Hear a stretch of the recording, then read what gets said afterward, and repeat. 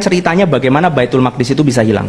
Yahudi pada saat itu yang tercecer itu kebingungan bagaimana cara untuk mereka kembali ke Baitul Maqdis. Jadi ini susahnya tuh dia begitu. Dia nganggap ini tanah milik dia, tetapi dikasih di zaman Nabi Musa nggak direwes, dikasih di zaman nabi-nabi di era Roma itu nabinya dibunuhin. Gitu kan ya, ada yang dipenggal, ada yang digergaji, ada yang disalib, ada yang dimacam-macam. Nah sekarang kepengin balik ke situ. Yahudi nggak punya tenaga, Yahudi nggak punya uang, maka dia menggunakan kekuatan Nasrani yaitu Katolik atau Roma untuk kemudian menunggangi mereka. Master plan-nya itu dua orang. Ini yang penting untuk kalian catat. Satu namanya Theodore Herzl, yang satu namanya Lord Rothschild. Satu orang otaknya nggak karuan cerdas, yang satunya duitnya nggak kehitung jumlahnya. Dua orang ini gabung, misinya cuma satu, ngambil tanah itu. Dimana ketika mereka itu hidup, tanah itu milik kekhilafahan Islam di bawah Utsmani. Paling ceritanya paling kentara waktu kalian belajar Sultan Abdul Hamid II. Jadi nanti cek aja Sultan Abdul Hamid II itu Yahudi datang bilang sama khalifah, wahai khalifah, bolehkah aku mengambil membeli tanah itu? Kata khalifah, enggak bisa, ini tanah punya muslimin, kita mendapatkannya dengan cara menyiraminya dengan darah-darah para syuhada, kamu nggak boleh masuk ke situ. Kalau kamu mau numpang boleh, tapi kalau kamu mau beli enggak.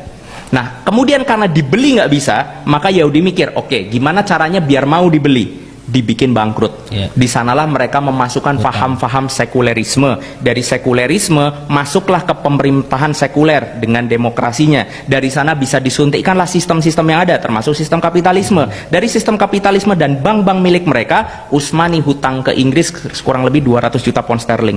Karena lagi miskin-miskinnya Utsmani lagi punya hutang sama Inggris, datang lagi, minta lagi itu Herzl ke kekhilafan Islam, ke Abdul Hamid.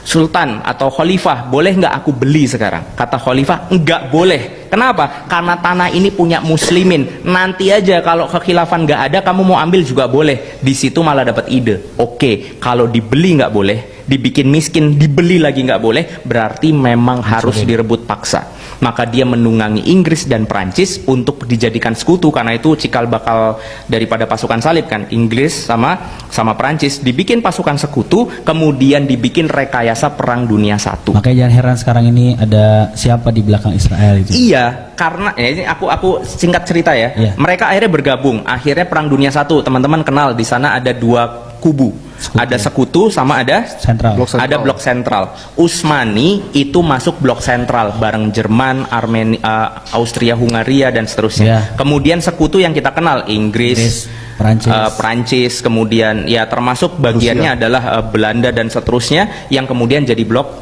sekutu. Maka sebelum pecah perang dunia satu, Inggris dan Prancis itu memastikan dulu bahwa wilayah kekhilafan Islam yang pinggir-pinggir itu nggak pada membantu ketika pusatnya diserang atau Utsmani diserang. Gimana caranya? Kata Napoleon Bonaparte gini, dia taruh telur di tengah karpet di tengah. Habis itu dia bilang sama orang-orang di situ, kira-kira gimana cara ngambil telur tapi nggak nginjek karpet. Maka kemudian dia tunjukkan caranya, karpetnya digulung. Berarti kita harus jagain itu pesisir seluruh kekhilafan yang jumlahnya 20 juta kilometer persegi, untuk agar ketika Utsmani hancur, itu kekhilafan yang di pinggir-pinggir itu nggak nyerang. Itulah kenapa tos-tosan tuh ada Inggris datang ke Indonesia, tos dia sama Portugis pulang, tos dia sama Belanda pulang. Buat apa? Buat jagain kita. Makanya di situ ada pecah perang di Aceh, pecah perang di mana? Karena Muslimin pengen bantu pusat yang lagi diserang, tapi dihalangin sama Belanda. Nah intinya perang dunia satu kita kalah. Karena kita kalah dan mereka menjadi pemenang, maka mereka merasa punya hak untuk menentukan wilayah jajahan mereka. Maka biar legal, mereka bikin RT dunia, namanya LBB, Liga Bangsa-Bangsa. Di Liga Bangsa-Bangsa itulah mereka membuat perjanjian, ada perjanjian Balfour, ada perjanjian Sykes-Picot, ada macam-macam di sana untuk membelah wilayah-wilayah muslimin. Makanya nanti kalian cek seluruh negara mayoritas muslim pasti lahirnya setelah Perang Dunia I. Lahirnya pasti setelah Perang Dunia I. Dan khususon negara-negara yang ada di Timur Tengah, itu bentuk teritorinya gak masuk akal sama sekali. Kalian tahu Mesir? Itu bisa lurus gini nih, siku. Gitu kan ya? Karena mereka memang bikin pakai busur sama penggaris yang mereka punya. Mereka belah-belah seperti kalimat Rasulullah bahwa nanti akan ada suatu saat di mana orang-orang memperebutkan kita seperti orang lapar memperebutkan makanan. Apa karena jumlah kita sedikit ya Rasulullah? Enggak. Jumlah kalian banyak tapi kalian seperti buih di lautan.